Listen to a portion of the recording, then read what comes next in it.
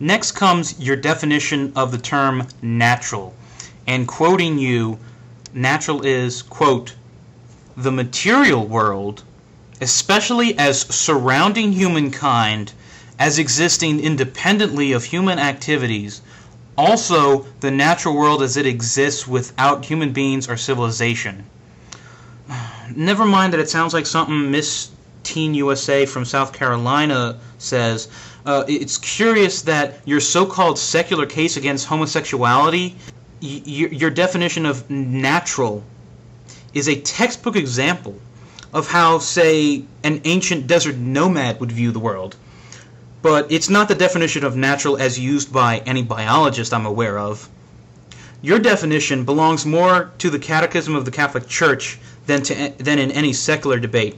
And even here it doesn't belong in the Catechism of the Catholic Church because Catholics accept the theory of evolution. A more appropriate definition of the natural world, which would be acceptable in a secular debate which you claim to be having, would be the sum of all existence and the processes which drive all activity therein. We now move on to the two sources which you cite.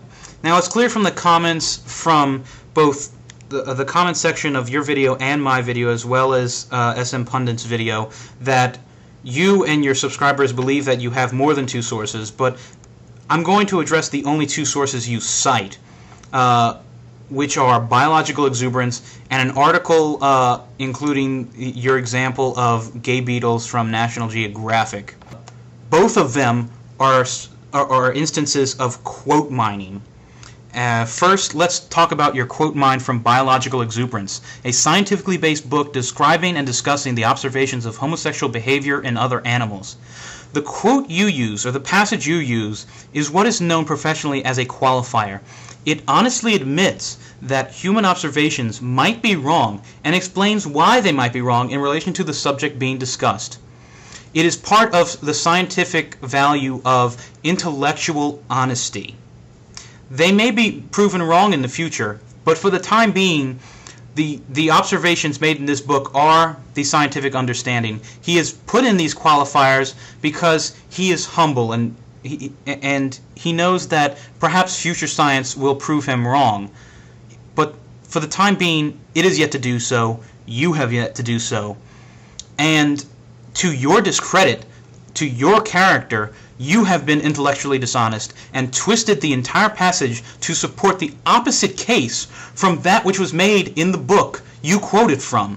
Bruce Bagamill, the author, I'm not sure you even know his name, spent 10 years researching alternative sexual behaviors in animals and discovered 200 species which practice a spectrum of sexual orientations, among other unconventional sexual behaviors.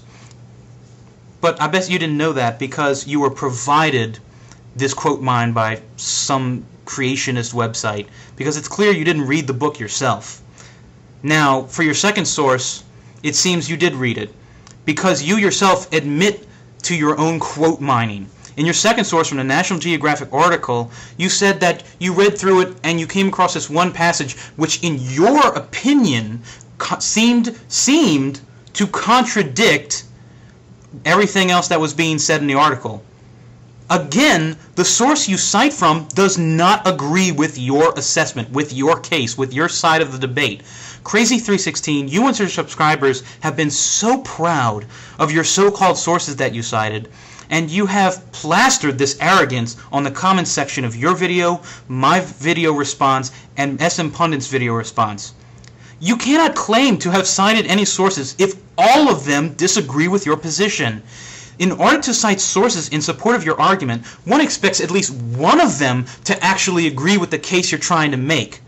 But they don't. And that is why your false source work fails. Furthermore, it is clear from your arguments and your own false source work that homosexual behavior is observed, but you contend that we cannot know the mind of these animals, and therefore the homosexual behavior is not really homosexual behavior. The problem with your argument is that, assuming we cannot learn the thought process of these animals, how then do you have the more right to claim that homosexual behavior is not evidence of homosexuality than for the biologist who spent 10 years studying the subject to claim that it is? The answer is hubris, Mr. Krazie, hubris. But don't take that to mean that it is an excuse. It's at this point that you cut to a separate video, I presume older, otherwise you wouldn't be cutting to it.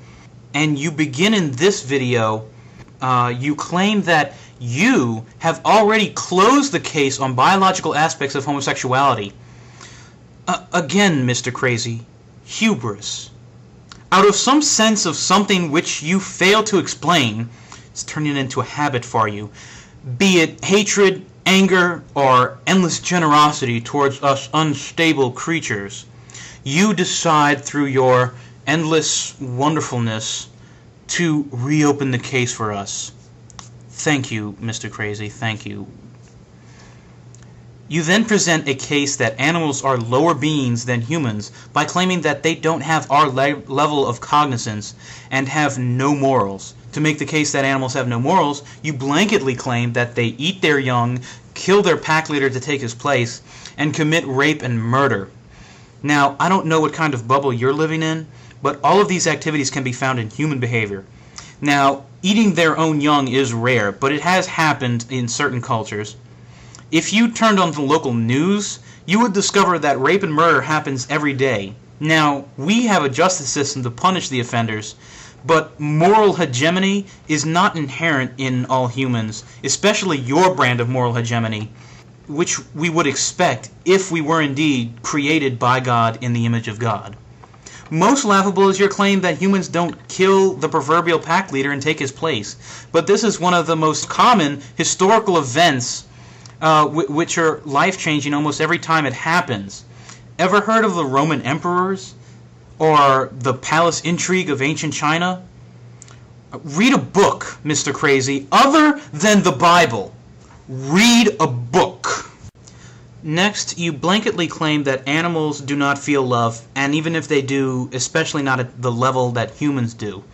Yet, how do you explain so many species who mate for life, nesting with only one other individual?